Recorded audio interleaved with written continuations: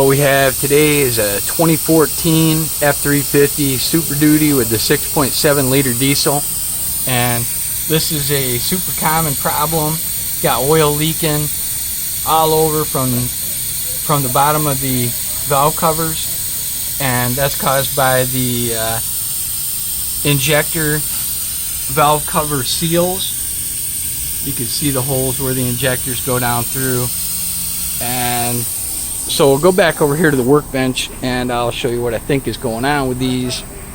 I think Ford has a conundrum here with this particular engine. Here are the seals in question, right? Typically these should be nice and dry, but what ends up happening, here's a good example of combustion gas leakage past this copper combustion seal. You can see this on the new injector right there, right? So the combustion gas leaks past the combustion seal, runs up the body until it gets the O-ring. Now you can see right here that O-ring is completely brittleized and gone. This is just trashed, right? So that allows all the heat to just, combustion gases to flow right up the injector body, and then what insulates and takes all the heat is this seal right here. So it's not really rubber, it's some kind of a polymer, a hard polymer. So I think that it becomes deformed and no longer seals the oil from the valve cover. So you end up with this kind of oil leaking all over the place. And it appears, the customer will just come in and say, yeah, my truck is leaking oil, when it's not actually the oil out of the drain plug or the drain pan gasket or anything like that. It's all coming right from the valve covers, right through this seal, dripping down the underside, hitting all the exhaust manifolds, and next thing you know, you got them smoking. Now, even with a purpose-built puller right here, we basically destroyed this puller. Completely galled out the threads, bent the girdle ears. You can see right there how they're bent. This thing's made for it, right? Bent the stud, galled out the grub screw threads, and believe me, folks, I was trying to be careful with this one.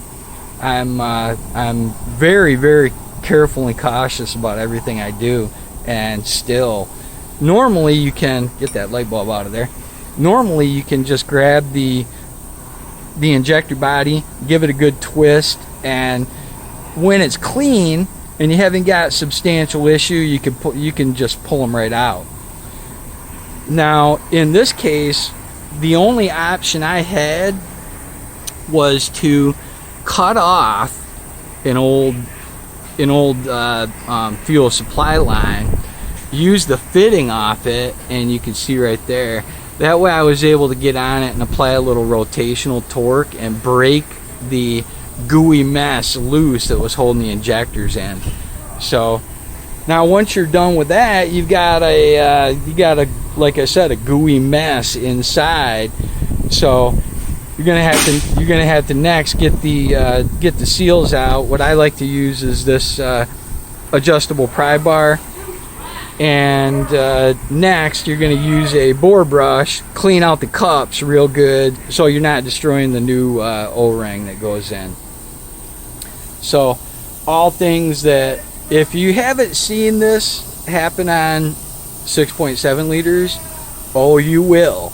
And my suggestion, if you see oil dripping off from every location injector wise, run from that truck. Tell them to send it to the dealership, because you're not going to make money on that job. The injector replacement pays 0.8 hours. We're not able to make money on this, because you'll spend 0.8 hours just trying to get your tool that you've deformed back off from the stud. When the stud is bent, the only option I had was run the tool back, run the stud back in until I got it to a point where I could bend it the opposite direction, which helped straighten it just enough that I could extract the tool with the stud. Because once the girdle's locked onto the injector, man, you're not getting it to move. So things to think about when you're dealing with a Ford 6.7 liter, which I really have a difficult time recommending this vehicle to anyone.